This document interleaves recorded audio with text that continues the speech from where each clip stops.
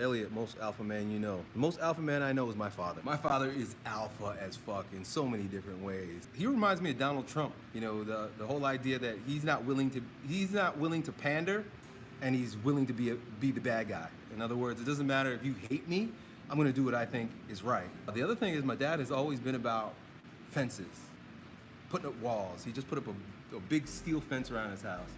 And it has to do with his love for his family and his love for his life. He wants to protect.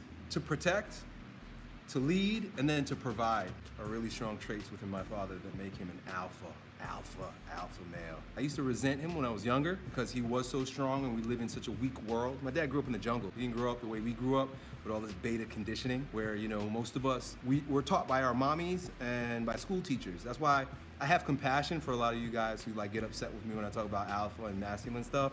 They get all weirded out because they got the mind of a woman.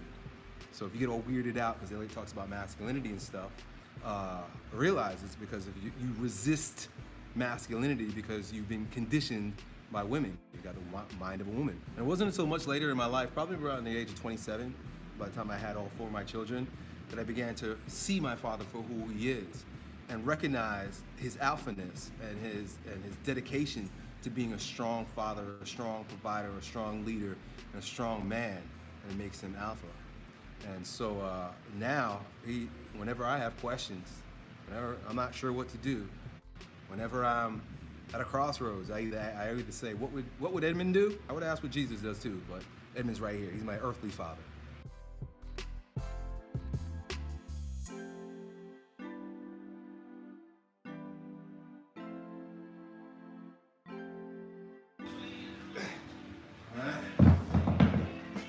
Elliot, what type of meditation you do these days? Still do holosync. I love holosync, but just stillness, silence.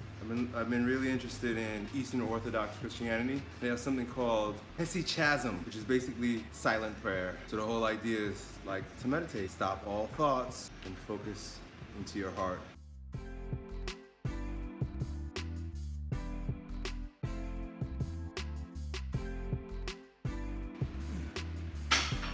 Ricky says, I mean strictly meat, chicken, 0 carbs while fasting. Can I lose muscle like that, not fat? Fasting is muscle sparing, which means your growth hormone goes up.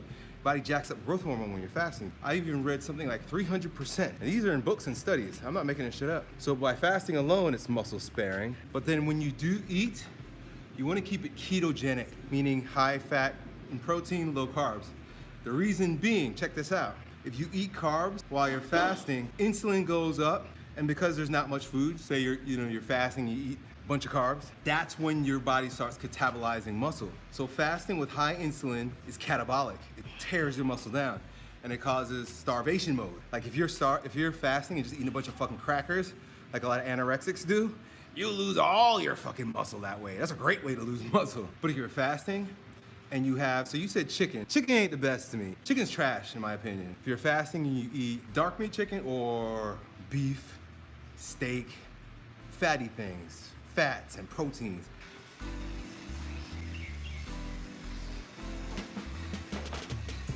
Court wants to know if I ever tried swimming for cardio. No. I can swim to save my life. And that's about it. I ain't doing that shit for recreation. I sink, man. I'm heavy. I'm dense. I don't know what it is. My brothers, they can just float. So, something wrong with me. Elliot, do you plan on getting into any calisthenic moves like the flag?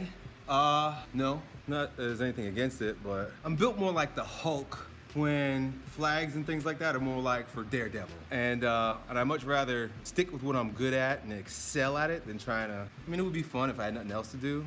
I like lifting heavy shit.